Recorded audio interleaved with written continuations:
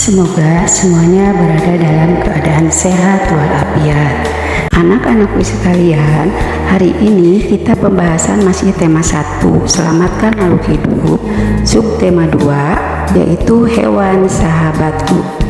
Muatan pelajaran bahasa Indonesia, menentukan ide pokok dari teks laporan. Menentukan ide pokok dari teks laporan lisan. Ide pokok berisi gagasan atau pikiran utama yang dibahas dalam sebuah paragraf. Ide pokok dapat ditemukan pada kalimat pertama. Saat mendengarkan laporan, dengarkan dengan seksama agar kamu dapat menemukan ide pokok dan isi laporan dengan jelas. Ayo, dengarkan teks laporan berikut dengan cermat. Hiu martil oleh masyarakat Indonesia merupakan ikan hiu yang hidupnya berkeliling di perairan laut tropis. Bentuk kepala hiu ini memang seperti martil, sehingga membantu mereka membelokkan badannya dengan benar. Hewan ini bereproduksi dengan cara melahirkan, seperti mamalia.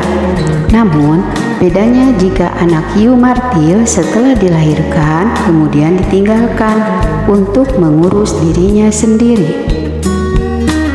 Kemudian, tentukan kalimat utamanya. Kalimat utama pada teks tersebut terdapat pada kalimat utama yang diwarnai kuning.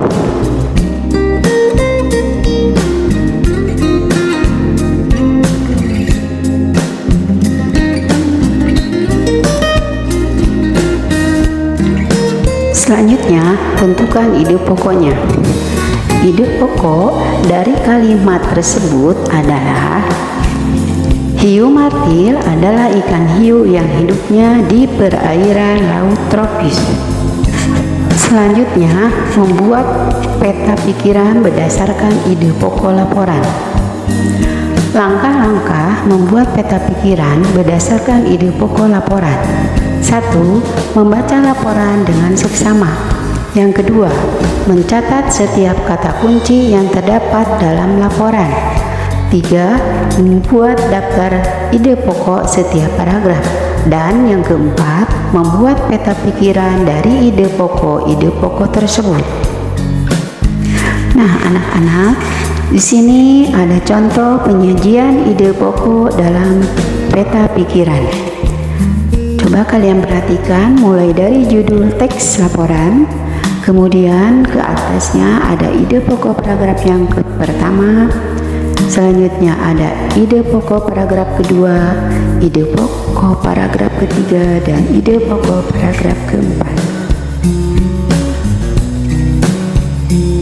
Selanjutnya, membuat simpulan berdasarkan informasi penting teks laporan. Pertama, kamu dapat membaca teks secara keseluruhan.